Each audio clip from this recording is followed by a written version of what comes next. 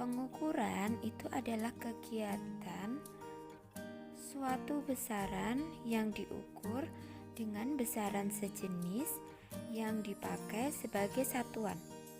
Nah, nanti yang kita pelajari yaitu satuan baku dan tidak baku, pengukuran langsung dan tidak langsung, kesalahan dalam pengukuran, dan ketelitian dan keselamatan.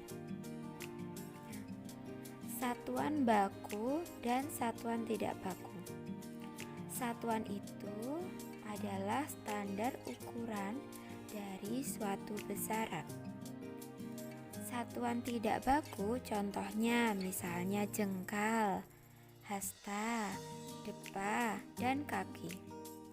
Perlu anak-anak ingat bahwa jengkal orang satu dan lainnya itu tentu berbeda. Misalnya, jengkal pada anak-anak dan jengkal pada orang dewasa itu tentu hasilnya lebih besar jengkal orang dewasa. Maka, satuan tidak baku ini menghasilkan suatu ukuran yang tidak sama nilainya antara pengukuran satu dan yang lainnya. Sedangkan satuan baku, misalnya dicontohkan ini mistar atau penggaris dengan satuan cm. Antara mistar satu dengan mistar yang lain itu menghasilkan pengukuran yang sama besarnya. Yang kedua, pengukuran ada pengukuran langsung dan tidak langsung. Pengukuran langsung itu adalah pengukuran yang menggunakan alat ukur, sehingga bisa diperoleh hasil pengukuran secara langsung. Contohnya, saat kita mengukur lingkar pohon, kita menggunakan meteran. Nah, dari situ sudah bisa dibaca hasil pengukurannya. Sedangkan pengukuran tidak langsung, contohnya, dalam pengukuran kita membutuhkan 2 langkah atau bisa lebih. Contohnya misalnya kita mengukur lingkar pohon. Kita melilitkan tali dulu di pohon. Kemudian hasil lilitan tali itu kita ukur dengan penggaris. Nah, di situ kita bisa memperoleh hasil pengukuran melalui 2 tahap tadi. Kesalahan dalam pengukuran itu bisa kesalahan sistematis maupun kesalahan acak. Kalau kesalahan sistematis misalnya ada kesalahan alat ukurnya atau manusianya ataupun bisa lingkungan. Kalau kesalahan acak itu terjadi karena kondisi lingkungan yang tidak menentu sehingga bisa mengganggu alat ukur.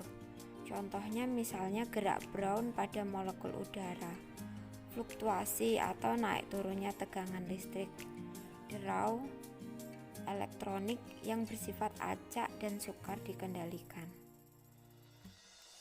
Ketelitian dan keselamatan kerja. Ketelitian pengukuran di berbagai bidang berperan penting dalam menjamin keselamatan dan kesejahteraan manusia. Contohnya, ketelitian perhitungan dan pengukuran seorang teknik sipil untuk mendirikan sebuah bangunan serta ketelitian dan keselamatan kerja di laboratorium sekolah. Besaran pokok. Besaran pokok ini sudah ditetapkan dalam satuan internasional. Besaran pokok terdiri dari panjang, massa, waktu, suhu, kuat arus listrik, intensitas cahaya, dan banyaknya molekul zat.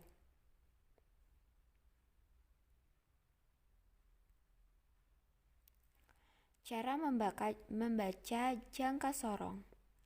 Pertama, yang kita lihat itu adalah skala utama. Ingat ya, skala utama yang ada di atas. Lihat garis merah di situ. Skala utama berdekatan dengan angka 2. Nah, itu stripnya ada di 1. Artinya skala utamanya itu adalah 2,1 cm. Setelah itu, kita membaca skala Vernier. Lihat ya, yang ada di gambar ya. skala Vernier itu ada di angka berapa anak-anak? Lihat yang ada di bawah, skala Vernier itu yang ada di bawah. Lihat strip dari 0, ada berapa strip? 1, 2, 3. Nah, terbentuklah garis lurus 3 ya, skala Verniernya. Tapi dia dalam satuan milimeter, jadi dia ditulisnya 0,03. Nah, skala utamanya 2,1, skala Verniernya adalah 0,03. Dijadikan milimeter kan 0,3. Maka 2,1 ditambah 0,3 hasilnya adalah 2,13 cm. Cara membaca jangka sorong seperti itu. Kemudian cara membaca micrometer scope. Micrometer scope ada tabung utamanya, itu untuk membaca skala utama.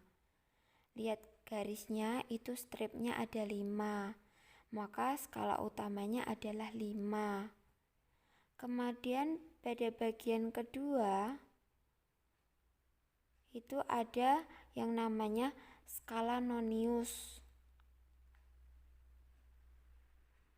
Skala nonius itu di bagian trimbelnya anak-anak, bagian yang bisa diputar-putar. Nah, skala nonius itu di situ terlihat 2,5, tetapi itu lebih stripnya dihitung 1, 2, 3, yaitu 2,8. Maka skala noniusnya adalah 2,8, tetapi dalam bentuk milimeter, maka 0,28. Jadi hasil pengukuran micrometer scope-nya 5,5 dari skala utama ditambah 0,28 dari skala nonius, menghasilkan 5,78. Selanjutnya kita mempelajari mengenai besaran turunan. Besaran turunan ini diperoleh dari turunan besaran pokok. Misalnya luas. Luas itu kan bisa diperoleh dari besaran pokok panjang, misalnya panjang itu meter. Kalau luas kan panjang kali lebar gitu. Jadi meter kuadrat. Itulah besaran turunan. Kemudian volume, konsentrasi, laju pertumbuhan, frekuensi denyut nyaji, dan produksi lahan pertanian. Cara mengukur benda yang bentuknya tidak teratur, misalnya di sini ada suatu air yang diisi dalam suatu tabung pancuran. Kemudian air itu dimasukkan batu.